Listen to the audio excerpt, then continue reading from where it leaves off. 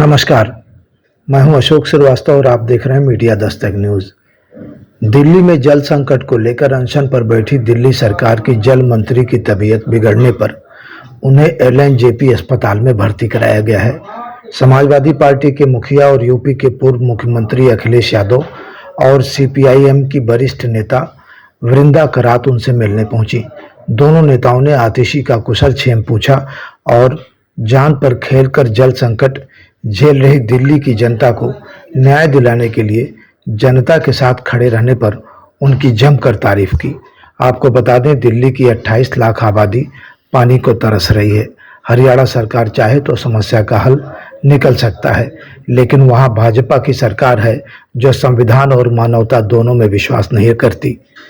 यहाँ यह बताना जरूरी है कि दिल्ली और हरियाणा सरकार के बीच हुई संधि के मुताबिक हरियाणा को 613 एमजीडी पानी दिल्ली को देना होता है।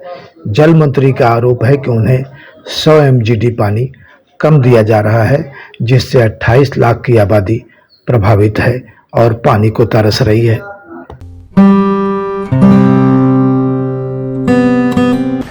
मैं आतिशी जी से मिलने आई थी।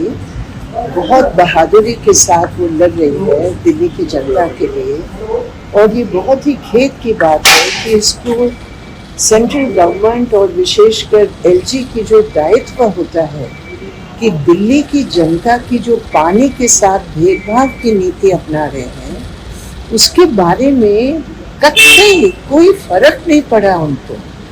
जबकि ये जनता की लड़ाई है, ये केवल आतिशी जी की लड़ाई नहीं है, और बहुत बहादुरी के साथ लड़ी है। हम उनको सलाम देने के लिए आए थे और मैं आशा करती हूँ कि इस मेडिकल रेस्ट के बाद उन्होंने खुद हमें कहा कि हम तो इंतज़ार कर रहे हैं कि जब हम खुद ही संघर्ष के रास्ते पर फिर दोबारा दिल्ली के लिए लड़ें। तो मैं बस उनके हालात पूछने के लिए आई। आतिशी जी से मिलने आया था और उनका स्वास्थ्य की जानकारी लेने के लिए मैं आया था। वो बहादुर तो हैं ही, लेकिन वो अपने लोगों के लिए लड़ना भी जानती हैं। जल मंत्री के साथ साथ वो दिल्ली को कैसे और दिल्ली के लोगों की समस्याओं का कैसे समाधान करें, उसके लिए लगातार वो लड़ती रही हैं। मुझे याद आ रहा है जिस समय बीजेपी की सरकार बनी थी और उनके प्रधान सांसद जी ने ये कहा था कि मैं मुख्यमंत्री रहा हूँ और मुख्यमंत्री की मैं तकलीफ और परेशानियों को जानता हूँ, लेकिन जब से बीजेपी की सरकार बनी है दिल्ली में, मुख्यमंत्रियों की तकलीफ बढ़ी है, परेशानियाँ बढ़ी हैं। जो दिल्ली सरकार से सहयोग और मदद मिलनी चाहिए, उन मददों को भी सरकार ने नहीं पूरा किया, और वहीं भेदभाव और अन्याय लगातार दिल्ली की सरकार ने किया है। और दिल्ली की सरकार ने तो खासकर, अब दिल्ली की सरकार में कंफ्यूज ना हो, केंद्र सरकार ने सबसे ज़्यादा भेदभाव अगर किसी के साथ किया है तो वो दिल्ली सरकार के साथ, और खासकर अरविंद केजरीवाल जी के साथ। सरकार बन गई उनकी, वो जनता के लिए काम करना चाहते हैं। जनता का स्वास्थ्य कैसे बेहतर हो, उनको सही शिक्षा कैसे मिले और सुविधाएं कैसे मिल पाएँ।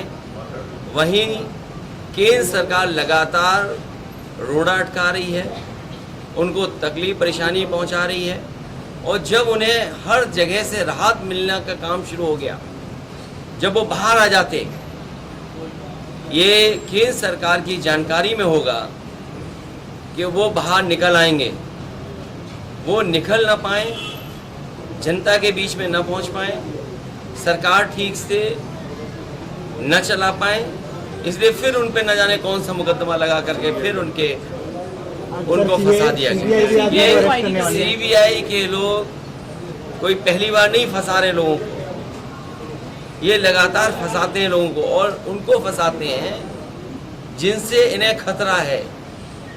सीबीआई का इस्तेमाल होना, दिल्ली की संस्थाओं का इस्तेमाल होना, और उसी का परिणाम ये था कि बीजेपी की सरकार के खिलाफ मतदान हुआ।